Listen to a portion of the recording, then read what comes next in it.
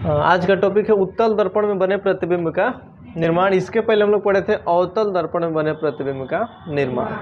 तो उत्तल दर्पण में परावर्तक सतह क्या होता है, बाहर की ओर उभरा हुआ रहता है कि नहीं, उठा हुआ रहता है, ऐसे होता है। ये उत्तल दर्पण है और धंसे हुए भाग पर इसमें कलई किया गया, ठीक है। यहाँ पे हम ले लेते हैं किसको, प्रधान अक्ष को, और यहाँ पे बना लेते हैं अपना ध्रुव। ये आपका हो जाएगा मुख्य फोकस और ये हो जाएगा वक्रता केंद्र। कोई दिक्कत यहाँ तक? ये हो गया। इसमें सबसे पहले हाँ उधर ही रहता है। अब प्रकाश की किरण को इधर से भेजेंगे कि उधर से?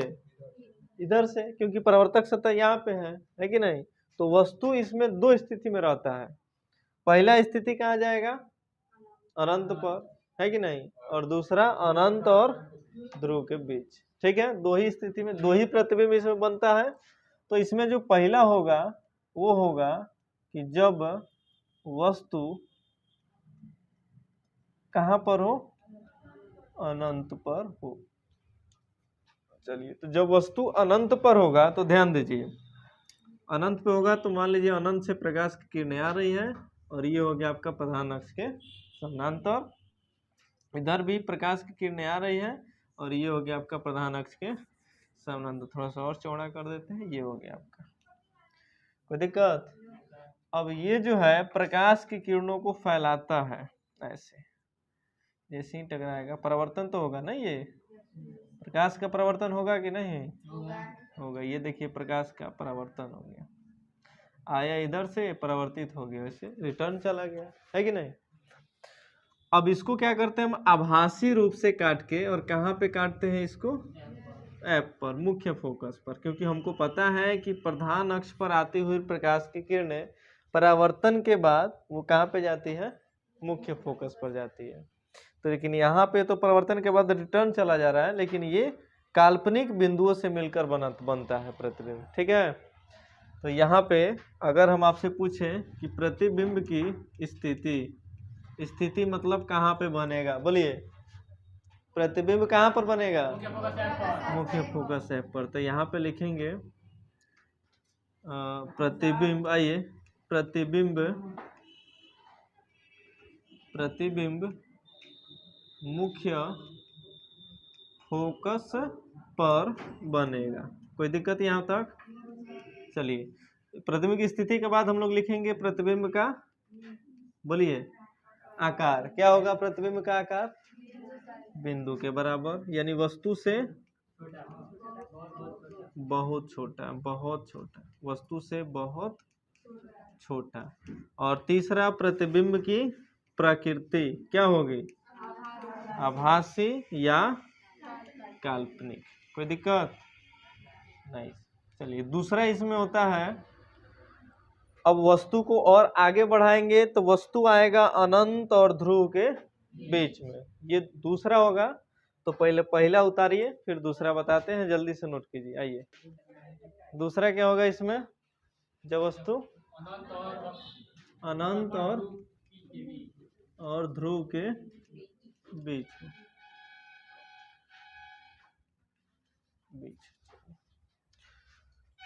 चलिए,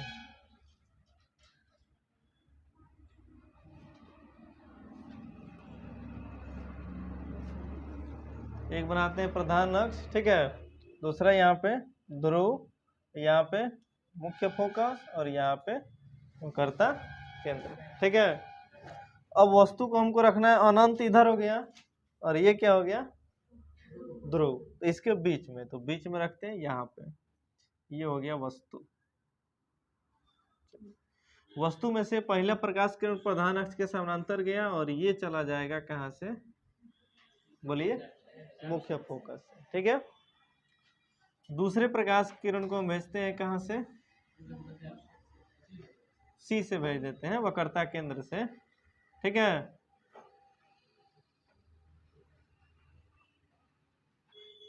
कहाँ से भेज देते हैं, यहाँ पे ऐसे भेज देते हैं, ठीक है। रिटर्न हो जाएगा, रिटर्न कर दिए यहाँ पे। ठीक है, मतलब ये प्रकाश किरण दर्पण से टकरा के परावर्तित हो जाएगी। इसको हम काल्पनिक रूप से यहाँ पे डॉट डॉट लाइन से खींच दिए कि मुख्य फोकस से जा रही है। यहाँ पे जब वक्रता केंद्र से भेजेंगे तो फिर ये रिटर्न हो जाएगी, तो आगे ये भी काल्पनिक रूप से डॉट डॉट लाइन से खींच दिए। ये दोनों आके कटा यहाँ पे, इसका इसको यहाँ पे बना देते हैं। ये ना है फिगर।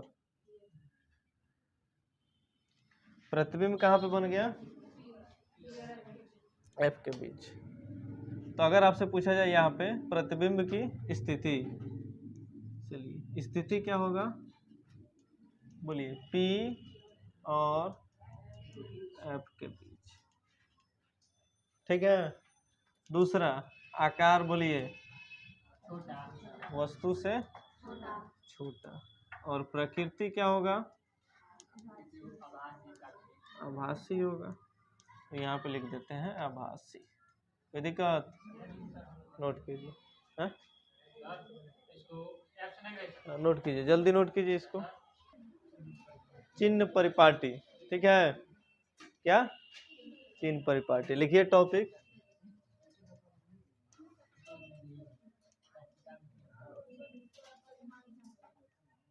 चिन्ह परिपाटी।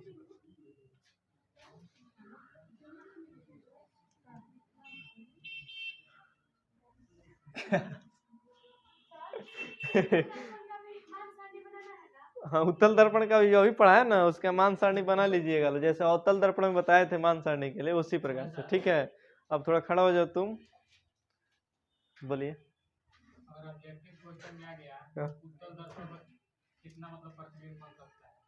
उत्तल दर्पण में कितने जगह वस्तु को रख सकते हैं? 2। अभी ये बता, कितना लिखेंगे? 2 ही लिखना है। अच्छा, ध्रुव पर हम लोग नहीं प्रतिबिंब बना सकते हैं जी? ध्रुव पर नहीं खड़ा हो सकते हैं, वस्तु को नहीं रख सकते हैं, हैं? ध्रुव कहाँ पे है पता है आपको? ध्रुव किसे कहते हैं?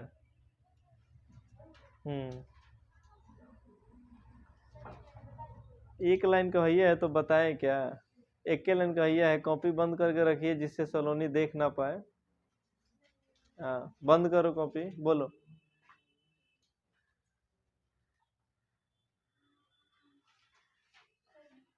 खाली बोलती है, दांत दिखाती है। अब हाँ तो बोलो। पता ही नहीं है, ये तो ऐसे ही दिखने से ही पता चल रहा है कि नहीं, कि परावर्तक सतह के मध्य बिंदु को ध्रुव कहते हैं। हो गया, ये तो बच्चों वाला डिफिनीशन है। किस नहीं, कुछ नहीं, बोलिए किसे कहते हैं?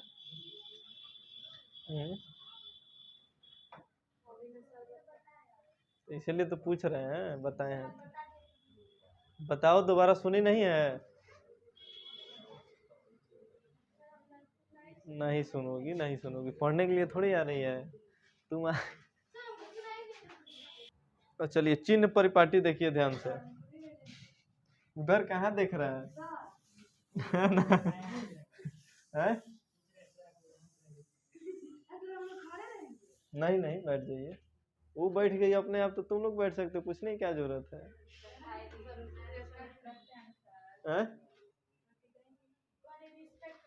हाँ, ये तो बात है, करना चाहिए रिस्पेक्ट। देखिए चिन्ह परिपाटी यही ना है, पहले समझा देते हैं फिर आपको लिखवा देते हैं, उधर नहीं जाते हैं हम लोग। ये आपका क्या हो गया? ध्रुव। कुछ नहीं बनाना है अभी। ये आपका हो गया मुख्य फोकस, और ये हो गया वक्रता केंद्र।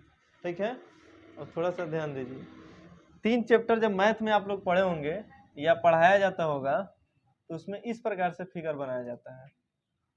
ऐसे दिख रहा है कि नहीं इसमें? ठीक है, इसमें बोलते हैं एक्स ओ एक्स डैश, ये ना होता है, वाई ओ वाई डैश, ये होता है मैथ में।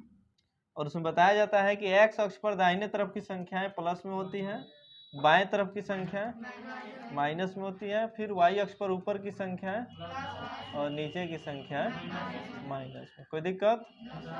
सेम इसी प्रकार से इसमें भी होता है। देखिए ऐसे कोई नहीं बताएगा जैसे पढ़ा रहा है, भले समझा दिया जाता है, इस पे समझा दिया जाता है, लेकिन चित्र बना के ऐसे नहीं समझ। अब इसको उठा के लेके आ जाइए इस पर, यानी इसको यहाँ पे बना दीजिए, बन गए दो अक्ष।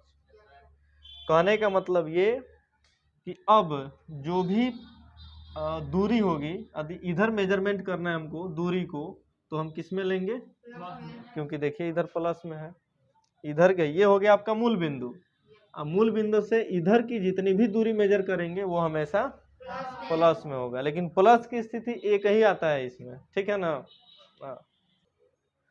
क्या बता रहे थे आप लोग? हाँ, इधर की जो दूरी होगा वो प्लस में होगा, लेकिन अवतल दर्पण में इधर दूरी एक ही लास्ट वाला प्रतिबिंब में आता है, जब प्रतिबिंब दर्पण के पीछे बनता है तब हम लोग प्रतिबिंब दूरी मेजर करते हैं, तो वो प्रतिबिंब दूरी किस में आएगा? बाकी जितना भी आप प्रतिबिंब बनाए वो सब दर्पण के आगे आया है। तो दर्पण की सबसे पहला चीज तो आपको ये याद रखना है कि दर्पण की जितनी भी दूरियां मेजर करेंगे हम लोग कहाँ से?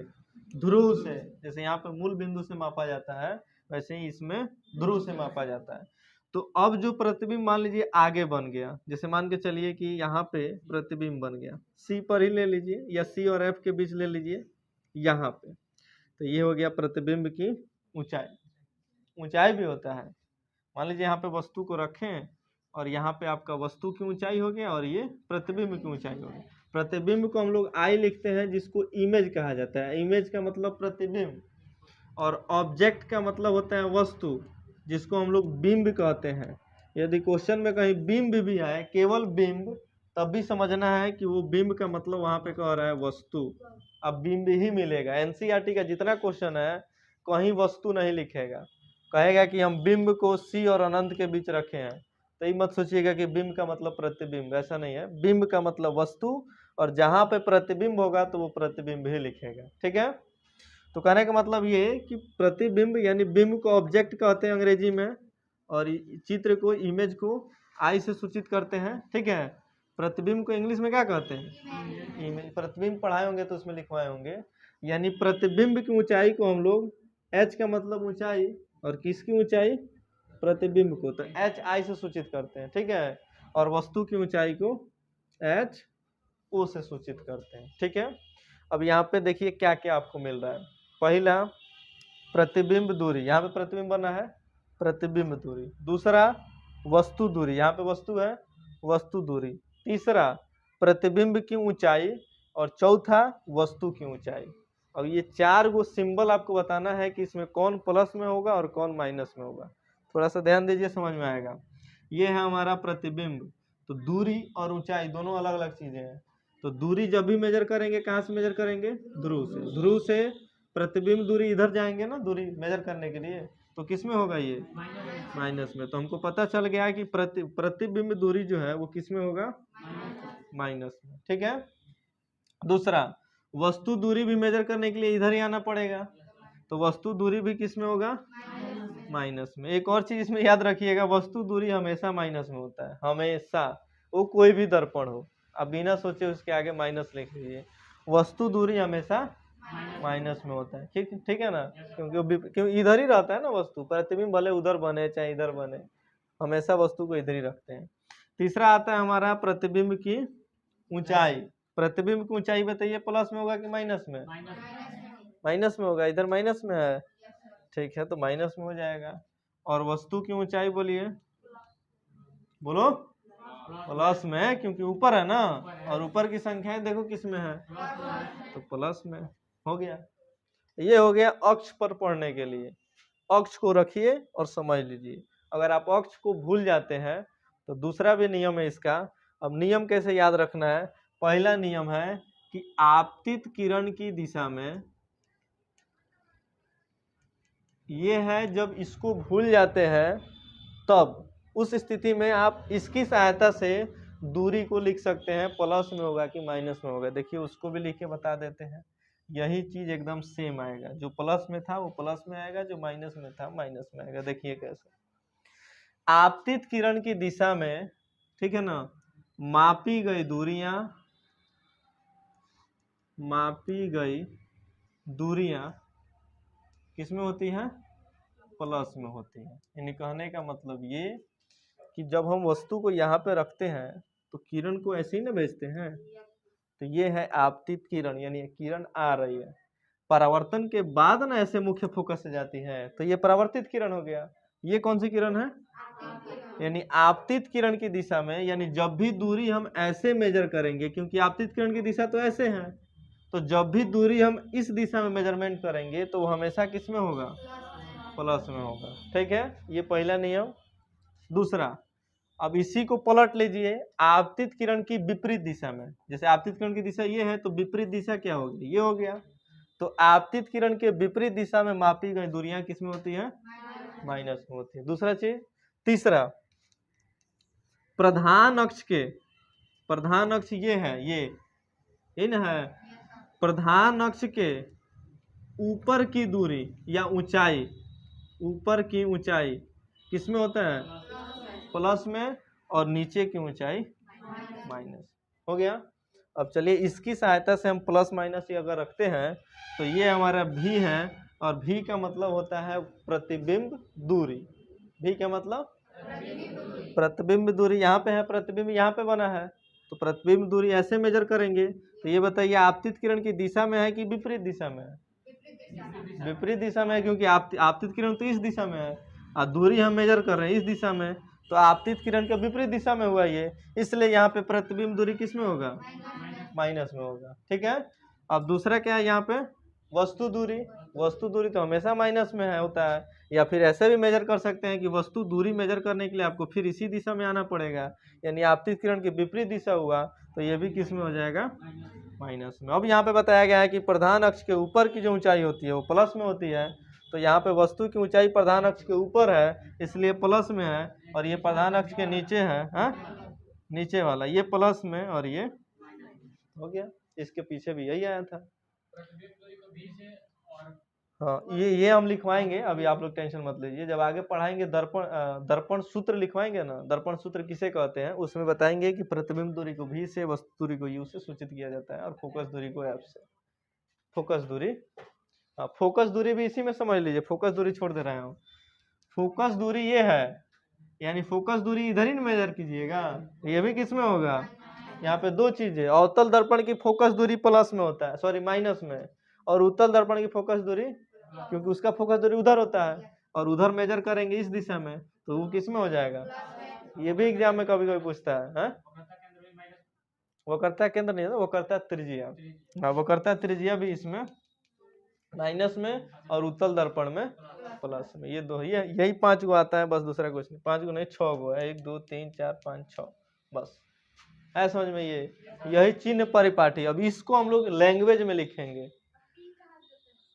क्या पी ध्रुव है तो मूल बिंदु है, उसका कोई बिंदु थोड़ी होगा। अब मूल, हम पूछे मूल बिंदु का बताओ सिंबल, होगा? कुछ नहीं होता है, प्लस माइनस कोई प्रभाव नहीं होता, जीरो होता है कि नहीं? तो वैसे ही यहाँ पे भी ध्रुव पर कोई सिंबल नहीं होता है। आया समझ में इतना? तो अब हम लोग इसको हिंदी में लिखेंगे, इसलिए आप लोग अब नंबरिंग दे दे के लिखिए। 1 नंबर में लिखिए, चिन्ह परिपाटी लिख लिए हैं, ठीक है। 1 नंबर में लिखिए, दर्पण की सभी दूरियां ध्रुव से मापी जाती हैं। बोर्ड पे लिख दे क्या? बोर्ड पे लिख दें?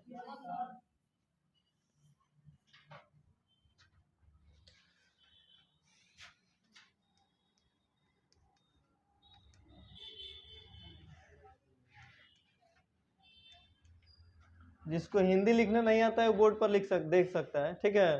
दर्पण की सभी दूरियां ध्रुव से मापी जाती है। ये हो गया आपका पहला चिन्ह परिपाठी का पहला नियम। दूसरा, आपतित किरण की दिशा में मापी गई दूरियां धनात्मक तथा विपरीत दिशा में मापी गई दूरियां मापी गई दूरियां ऋणात्मक होती है। चलिए जल्दी जल्दी नोट कीजिए, अभी मिटा देंगे, हम ज़्यादा टाइम नहीं लेंगे। ऋणात्मक होती है।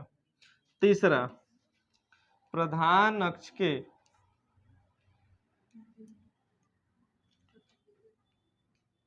ऊपर की ऊंचाई धनात्मक तथा नीचे की ऊंचाई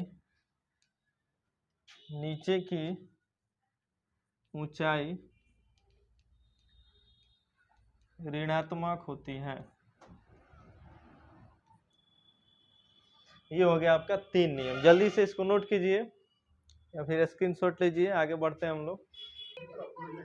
अब इसको चित्र पर बता देते हैं, अवतल दर्पण में और उत्तल दर्पण दोनों में, ठीक है। तो ये देखिए अवतल दर्पण के चित्र पर ध्यान दीजिए। यहाँ पे हम बना दिए प्रधान अक्ष, ठीक है। ये हो गया मुख्य फोकस और ये हो गया वक्रता केंद्र, ठीक है। तो यहाँ पे सिंबल की सहायता से बता देते हैं कि जब भी आप दूरी इधर मेजर कीजिएगा इस साइड, तो वो किस में होगा, प्लस में, क्योंकि आपतित किरण की दिशा में है। और जब दूरी आप विपरीत साइड मेजर कीजिएगा तो वो हो जाएगा किस में, माइनस में, ठीक है। जब अक्ष के ऊपर दूरी मेजरमेंट कीजिएगा तो वो होगा किस में, और जब अक्ष के नीचे दूरी मेजर कीजिएगा तो वो होगा माइनस में। इसको फिगर में बना लेना है आपको, ठीक है। उसके नीचे मतलब हाँ एक ही प्रतिबिंब दूरी प्लस में, एक ही प्लस में होगा। प्रतिबिंब लास्ट वाला एक वो बनता है उधर, तो उसको ऐसे मेजर करते हैं, बाकी सब प्रतिबिंब दूरी माइनस में होगा, ठीक है। हाँ हाँ फिगर बना लीजिए इसमें उसके नीचे, ठीक है। और इतना ही रहने देते हैं, फिर इसके आगे कल हम लोग पढ़ेंगे।